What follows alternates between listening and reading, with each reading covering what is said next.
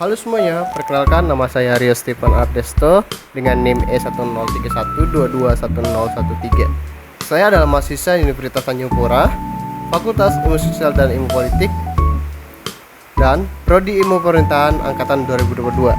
Adapun tujuan saya membuat video ini yaitu untuk memenuhi tugas statistik pemerintahan. Pada saat ini saya akan menjelaskan tentang quota sampling. Apa itu sih quota sampling? Mari kita bahas. Quota sampling termasuk ke dalam teknik pengumpulan data atau sampel non-probability. Quota sampling sendiri yaitu teknik pengambilan sampel untuk mendapatkan sampel yang mempunyai kategori tertentu dengan jumlah yang sudah ditentukan oleh peneliti. Nah, dalam quota sampling terdapat beberapa kriteria. Berdasarkan 3M Research dibagi menjadi 5 kriteria. Yang pertama yaitu jenis kelamin, umur, tingkat pendapatan, wilayah atau lokasi, dan juga tingkat pendidikan. Nah, kemudian di dalam quota sampling terdapat 2 jenis quota sampling. Yang pertama yaitu controlled quota sampling, di mana ini adalah peneliti memiliki batasan ketika menentukan sampel karena mempunyai kriteria khusus yang harus terpenuhi. Dan untuk uncontrolled sendiri adalah kebalikan dari control quota sampling, yaitu uncontrolled quota sampling yaitu peneliti bebas untuk menentukan sampelnya karena tidak harus memenuhi kriteria khusus. Nah, lanjut ke diagram quota sampling. Nah, teman-teman bisa lihat nih diagram quota sampling yang saya tampilkan. Nah, seperti ini ya teman-teman. Di dalam quota sampling ini dibuat lagi menjadi dari populasi dikelompokkan menjadi subgroup. Kemudian di dalam quota sampling terdapat kelebihan dan kekurangannya. Yang pertama yaitu kelebihannya. Untuk kelebihannya lebih cepat dan lebih murah dibandingkan metode probability sampling lainnya. Kenapa dibilang lebih cepat dan lebih murah? Karena sudah ditentukan oleh peneliti terlebih dahulu untuk sampel yang diperlukan oleh peneliti. Nah, kelebihan yang selanjutnya yaitu memastikan subkelompok populasi terwakili sesuai proporsinya. Dan yang ketiga, tidak memerlukan sampling frame atau kerangka sampel yang lengkap.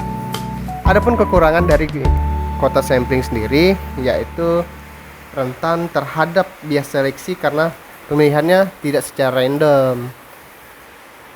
Seperti peneliti hanya mengambil sampel dari orang-orang yang dikenal saja oleh peneliti, bahkan mungkin yang lebih dekat daripada peneliti atau yang dianggap ramah oleh peneliti. Kemudian kekurangannya hasilnya tidak dapat digeneralisasikan ke populasi. Yang ketiga, tidak dapat menghitung error sampling. Nah, adapun ciri-ciri dari quota sampling, yang pertama yaitu quota sampling memilih sampel yang benar-benar mewakili populasi penelitian. Yang kedua, ada juga tentuan sampel dibuat dengan variasi. Yang ketiga, sampel penelitian ini membantu menghemat waktu penelitian karena jumlah yang sudah teratasi dan mewakili karakter dari populasi penelitian. Seperti yang sudah dijelaskan tadi, bahwa kelebihannya yaitu menghemat waktu dan menghemat uang. Kemudian yang kelima, yang keempat sudah disebutkan di bagian kelebihan, ada menghemat biaya karena penelitian tidak perlu lagi capek-capek mengeluarkan uang dan biaya yang besar untuk melakukan pengambilan sampel, karena tentunya mengambil yang terdekat dan juga sudah ditentukan oleh peneliti.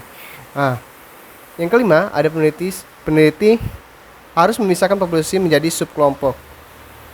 Yang keenam, analisis dan prediksi dari pengambilan sampel penelitian biasanya mewakili seluruh populasi secara akurat. Nah, dalam teknik ini terdapat beberapa teknik pengambilan kuota sampling. Yang pertama yaitu menentukan populasi. Nah, di dalam teknik ini yang pertama-tama yang harus dilakukan adalah menentukan populasinya terlebih dahulu, kemudian melakukan pengelompokan, lalu barulah menetapkan jumlah sampel setiap kelompok dengan kriteria yang sudah ditentukan tadi.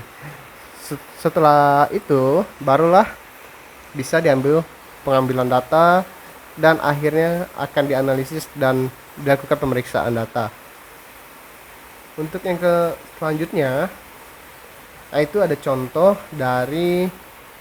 soal untuk teknik kuota sampling. Teman-teman bisa lihat di sini. Nanti saya tampilkan. Untuk pengerjaannya bakalan saya jelasin sedikit. Nah, dari contoh soal tadi, jumlah sampel yang digunakan sebesar 54 sampel dari seluruh populasi. Nah, mengingat dalam penelitian ini populasi yang ada heterogen, maka digunakan teknik pengambilan kuota sampling. Kuota sampling adalah teknik sampling di mana jumlah objek yang akan diteliti ditetapkan terlebih dahulu.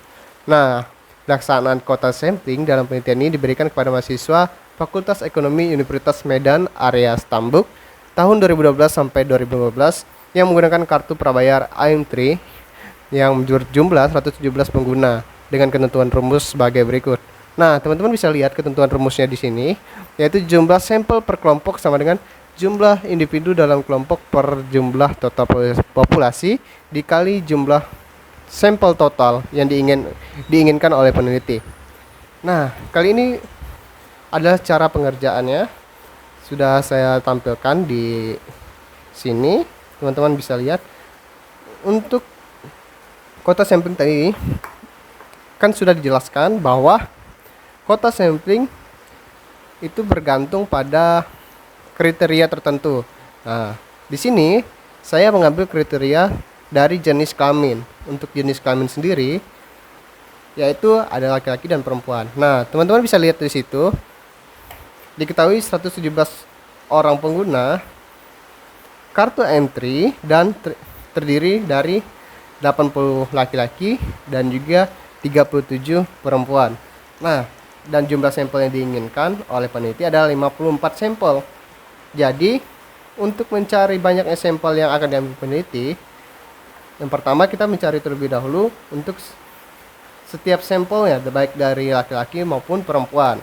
Nah, caranya, teman-teman masukkan jumlah pengguna kartu entry berbayar laki-laki 80 dibagi dengan 117 pengguna kartu entry berbayar, kemudian dikalikan dengan 54 sampel yang diinginkan oleh peneliti. Dapatlah hasilnya 36,9. Lalu dibulatkan menjadi 37 orang. Kenapa harus dibulatkan? Karena jika kita mengambil 36,9 itu tidak mungkin kan, makanya kita bulatkan menjadi 37 orang. Kemudian untuk sampel perempuannya ada 37 per 117 dikali 54 sama dengan 17,6 dan dibulatkan menjadi 17 orang. Nah, untuk sampel yang akan diambil yaitu 37 orang untuk laki-laki dan juga 17 orang perempuan. Nah, jika kita jumlahkan, jumlahnya ada 54 orang.